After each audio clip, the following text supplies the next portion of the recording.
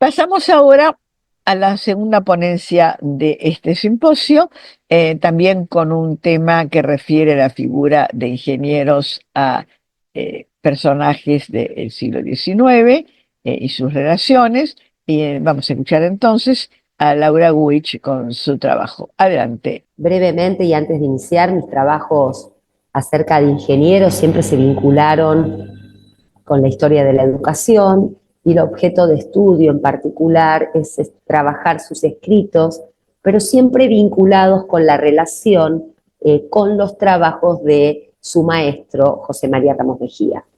Tengo una hipótesis generalísima que tendré, muy atrevida, que tendré que ir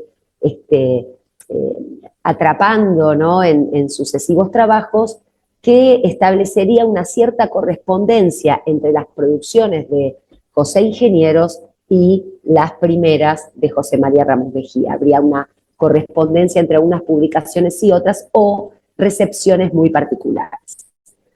Hago para esta intervención, para esta presentación, un recorte de esta osada hipótesis que les quería compartir, vinculando y por supuesto entrelazando a José Ingenieros y al cuerpo médico, ¿no?, como decía Besetti, cuando entran al gobierno, pero cuando entran particularmente a la educación. El título de la ponencia es Los médicos y la educación, José Ingenieros en la construcción del patriotismo en tiempos del centenario de la Revolución de Mayo. En el estudio de las políticas públicas con perspectiva historiográfica, que es de lo que me ocupo, desde las estrategias de intervención y las intervenciones estratégicas que estableció el Consejo Nacional de Educación, organismo que conduce la educación común desde 1881, se encuentran las formas particulares de construir la función política de la educación eminentemente patriótica hacia 1910, desde la denominada capa médica, que instaura una discursividad propia que trasciende su tiempo. Es en este periodo que José María Ramos Mejía, un médico saliente, preside el Consejo Nacional de Educación y desde su órgano, el Monitor de la Educación Común, un genuino instrumento de gobierno, promueve de algún modo la consolidación del sistema educativo en Argentina. En las páginas de la revista oficial, el Monitor de la Educación Común, aparecen artículos de José Ingenieros, el más conocido de los discípulos de José María Ramos Mejía. Junto a Francisco de Veiga, quiero nombrar, aunque no esté en la ponencia, al otro discípulo renombrado, que participa de la conformación discursiva, médica y patriótica del ciclo del 900. Desde un abordaje rizomático, vale decir, desde el estudio que articula el análisis crítico del discurso, dimensiones del análisis hemerográfico para el abordaje de las revistas y herramientas del estudio de las políticas públicas, en particular ahora estoy estudiando los instrumentos de gobierno.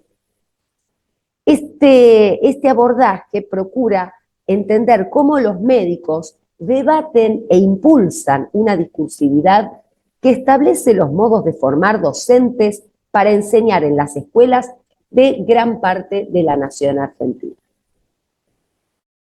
Un nudo problemático para esta ponencia propone otra arriesgada hipótesis que sostiene que es en este ciclo que la instrucción pública es gobernada por el Consejo antes que por el mismísimo Ministerio de Justicia e Instrucción Pública de la Nación, y que fue conducido propiamente por médicos. Aclaró esto José María Ramos Mejía y le da continuidad Pedro Arata. El monitor como órgano del Consejo Nacional de Educación.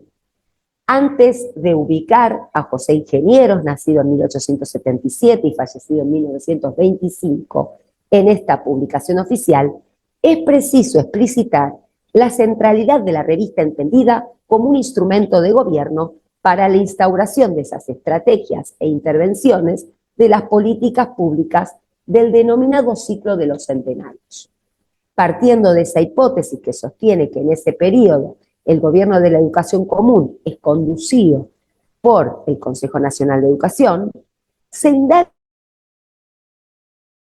de la ciencia de la educación y para esta ocasión la publicación y difusión de la obra de ingenieros. Cómo se pasa de una pedagogía más de concepción filosófica hacia una pedagogía. Esta es un poco la cuestión a desandar.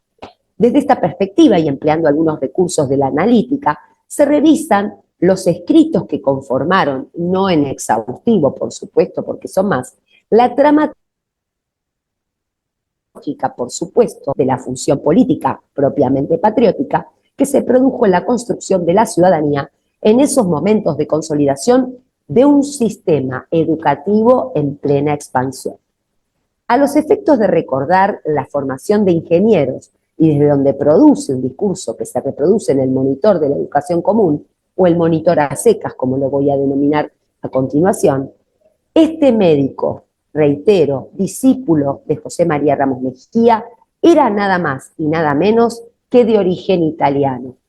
Cuestión que alentó otra hipótesis desarrollada en otras investigaciones que formulé, que sostienen que para Ramos Mejía el burguesaurus de sus multitudes argentinas era el mismísimo ingeniero, un inmigrante advenedizo que habiendo llegado por su formación en la universidad accede a diferentes puestos en el Estado y que pondría en riesgo el gobierno propio. Señalada esta problematización y en el recorrido del instrumento de gobierno, el monitor, se pasa para estudiar un poco la cuestión de los contenidos que se producen allí. En orden de aparición, y reitero, sin pretensión de exhaustividad, porque como recién decía Hernán, la investigación continúa, se publica en 1910, año del bicentenario Mayo, en el auge de la presidencia de Ramos Mejía, y nada más y nada menos que inaugurando el número del monitor, como el primer artículo, que era el de mayor relevancia, en el volumen de octubre, el artículo denominado De la psicología, que lleva un subtítulo, como ciencia natural.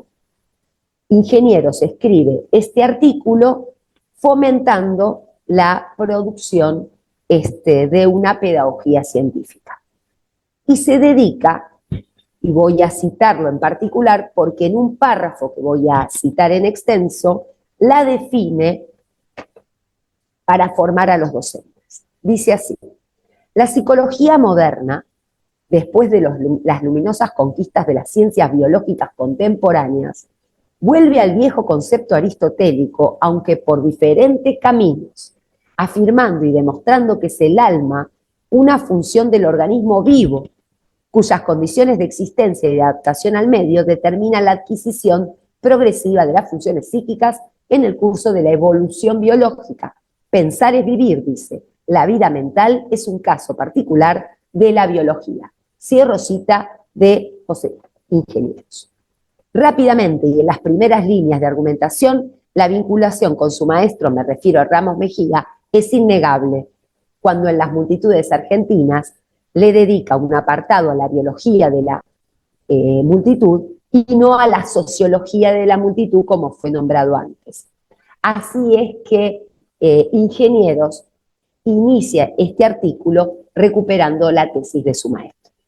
En este trabajo el alma y su noción son centrales para definir desde lo propio este patriotismo mayo que se construye con el alma de la nacionalidad. Ya no será una discusión filosófica o religiosa, sino, recupero la cita y la subrayo, pensar es vivir, la vida mental es un caso particular de la biología. Partiendo de una tradición que inicia Parménides y Empédocles, que son los que él refiere, para luego hacia otro lugar, y en relación a la ley natural condensada según Ingenieros por Giordano Bruno, cita y precisa a quienes forman parte de su sistema argumental. Del periodo y recepcionando a su vez a quienes también formaron parte de la trama de Ramos Mejía, se sintetiza en el párrafo. Él va a apelar a los mismos autores con los que Ramos Mejía construía sus multitudes argentinas, ahora a definir la psicología social. Con abro cita, Con este criterio se desenvuelven explícitamente y sin reservas los estudios de psicología que han seguido la difusión de la filosofía evolucionista desde Spencer hasta nuestros días, ampliando o corrigiendo con frecuencia su propio cauce, como se advierte en la brillante escuela formada en Francia. Y aquí Ribot, Dumas, Janet, en Italia por Arrigò, Sergi, Morselli, y en otros países por Baldwin Lange, James y Hopkins. También nombra Crepa. Cierro cita. La psicología, que será además la vertiente educacional para conocer cómo se educa, define a quiénes serán los referentes de la ciencia, que conducirá hacia una forma propiamente científica, higienista y patriótica. Se posiciona ingeniero frente a la filosofía afirmando que, abro cita, y perdón Celina, porque acá estamos en tierras de la filosofía, así que vamos a ver cómo discute con ellos. El genio de los filósofos griegos nos admira por su potencia imaginativa, pero no arrastra nuestro conocimiento. Sócrates, Platón y Protágoras son simples casos para el estudio de la imaginación creadora. Ellos fueron relámpagos en épocas de forzosa penumbra, porque el conocimiento es una obra colectiva que el genio sintetiza o previene, pero no crea de la nada. Cierro cita de José Ingenieros. En continuidad con esto que acabo de leer, la nómina crítica,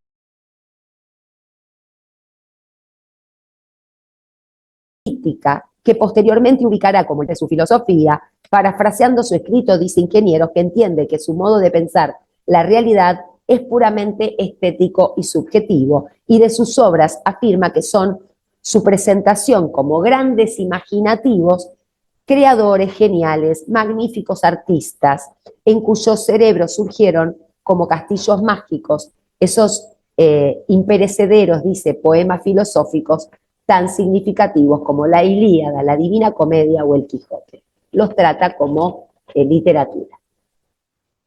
No deja de citar, y sigue, y así también Bacon, Leibniz, Spinoza, Descartes, Locke, Hume, Condillac, Mill, Kant, Schopenhauer, Nietzsche, cumbres preclaras del pensamiento filosófico, son puntos de orientación en la historia del conocimiento humano, pero poco representan en el capital positivo de la ciencia. Cierro cita de Ingenieros. Este recorrido no finaliza, que viene haciendo, armando la tradición positiva, y quienes participan tiene como objeto de estudio a los seres vivos desde la ciencia. Por ello propone seguir, Ingenieros desde su articulación, destronando, según sus palabras, el método especulativo y basándose en el método científico. Abro cita. Por eso la palabra de los biólogos, como Haeckel, perdón mi pronunciación, Dantec, de los fisiólogos como James Lange, Luciani, de los naturalistas Darwin y Romanes, de los antropólogos Luger, Sergi, de los neuropatólogos Charcot y Marie, de los histólogos como Fletching y Cajal, de los alienistas como Porcel y Kraepelin, de los experimentadores como Gant y Binet, de los psicopatólogos como Janet y Dumas y Solier, perdón. En una palabra, el valioso capital de esos hechos sirve de esqueleto, dice, a esta nueva psicología que se ha venido constituyendo sobre las huellas de Spencer y de Ribot. Ellos son los que han escrito los capítulos elementales de la psicología considerada como una ciencia natural. Dilucidando, son más oscuros los problemas, como siempre incógnitas, de la filosofía y como no indefinidos tópicos interpelados a la fantasía interpretadora que la vieja filosofía debe ocuparse de raciocinar sobre todo lo que se ignoraba. Cierro cita de Ingenieros. ¿Cuál es la posición de él, verdad? Destronar toda la tradición pedagógica que se basa sobre la trama filosofal primera, la pedagogía que persiste al método científico, y luego desde la perspectiva sociológica que es posterior. Esa es la construcción. Lo propone. Bien, no sé cómo come el tiempo, pero prosigo. Esta será la tradición de un médico, ingenieros, se inscribe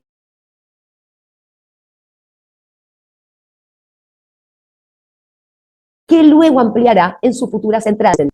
Puede ser pensado como una suerte de estado de la cuestión, más que de la cuestión de la psicología, que promoverá desde la mismísima revista. Este trabajo tiene continuidad en otro artículo que se publica en diciembre en la revista titulada El rango filosófico, y que lleva como subtítulo de la psicología genética, desde donde inicia un claro postulado. Dice: las funciones psíquicas son adquisiciones biológicas cuyo origen están condicionadas por los caracteres estructurales y morfológicos de los seres vivos. La psicología contemporánea, cuyo objeto es el estudio genético de estas funciones, tiende a adquirir los criterios y adoptar los métodos que corresponden a una ciencia natural. Cierro cita de José Ingenieros. Desde esta concepción funcional, psíquica, construirá, armará una propuesta de la psicología social que luego tramitará a lo largo de conferencias, las mismas lecturas de las publicaciones, en la materialización de lo que era la formación docente. Últimos fragmentos.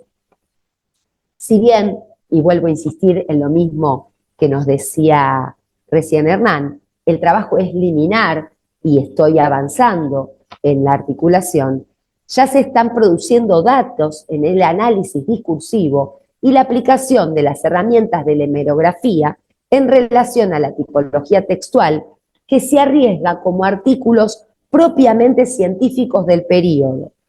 Es posible profundizar y articular esta cuestión ahora, una vez leídos y trabajados estos artículos, con la obra en general de José Ingenieros, que promoverá más adelante desde la sección, que esta es otra cuestión que quiero aclarar, desde la sección de bibliografía del Monitor. Vale decir, en la publicación van a aparecer artículos de Ramos Mejía para ser escritos. Y luego la obra de José Ingenieros va a ser recomendada en una sección de la revista que propone y promueve las obras de José Ingenieros. Así que no sé, creo que estoy bien con el tiempo. Perfecto, muchísimas gracias entonces. Si quieren, para hacer preguntas. Bueno, sí, estás justo en tiempo, así que muy bien. Bueno, entonces abrimos la parte de preguntas, comentarios, este, una, un mensaje de Hernán, dice: debo retirarme, termino de ver el simposio cuando suban los videos. Sí, ya sabíamos que tenía un problema y que tenía que retirarse. Es una lástima porque es una persona que podría haber aportado a la misma época en que está estudiando, como te dicen, solemos decir, la viuda de Ramos Mejía. Este, por todo lo que se ha dedicado a difundir a Ramos Mejía, ni una viuda. Bueno, abrimos entonces eh, a ver quién quiere decir algo.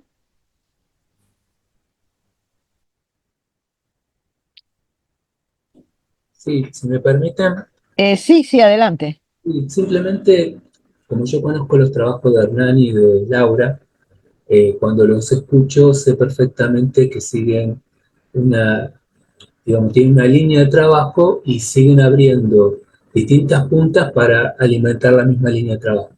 En este caso, Laura, lo que cuando pone sobre ingenieros, está hablando de varias cuestiones que ha trabajado durante estos últimos años. Una de las cuestiones es cuando ella señala muy bien el tema de con quién discute ingenieros, que en realidad está discutiendo esta pedagogía precientífica, ¿no? Que es algo que tiene que ver con que une dos cuestiones de Laura, que tiene que ver con lo metodológico, cuando ella dice que la historia, ¿no?, nace antes, o la pedagogía nace antes que, que el método científico. Por un lado aparece eso, y por otro lado aparece el tema de la discusión de ingenieros en la propia historia de la educación, ¿sí?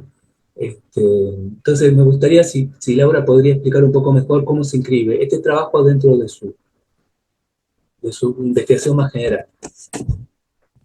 ¿Voy respondiendo o hacemos todas las preguntas y como ustedes me digan?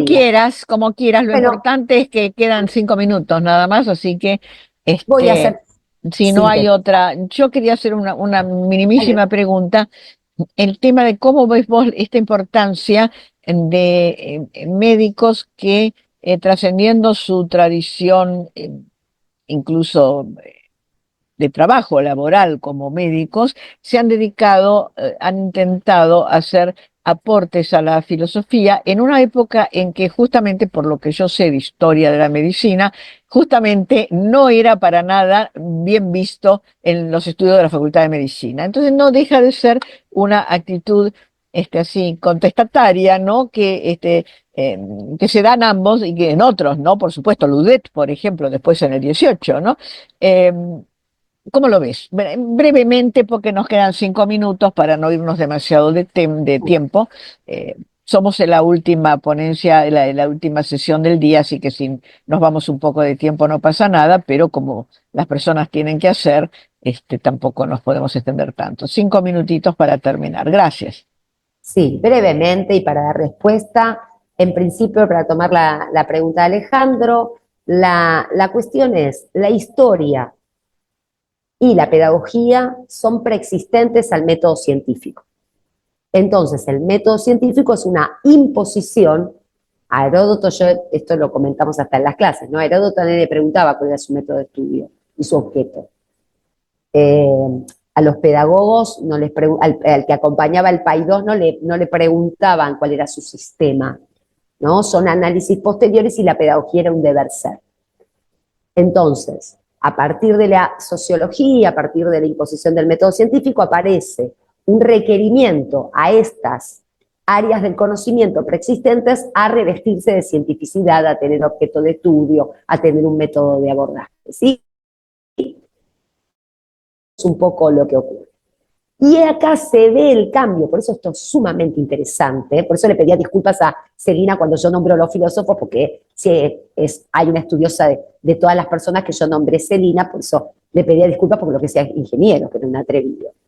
¿Qué es lo que se vislumbra acá?